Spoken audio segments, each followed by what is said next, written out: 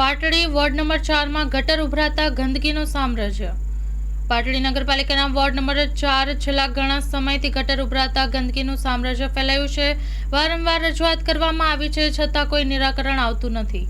Story report by Minaz Malik, Surendranagar.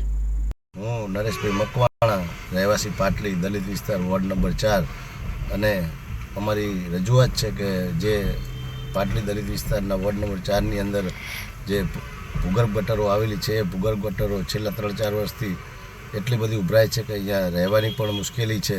ત્યારે સમગ્ર વિસ્તારના લોકોને આરોગ્ય સાથે પણ ભય રહેલો છે અને આ બાબતે અમે અનેકવાર રજૂઆત કરવા છતાં પણ આજ દિન સુધી કોઈ પગલાં ભરવામાં આવ્યા નથી।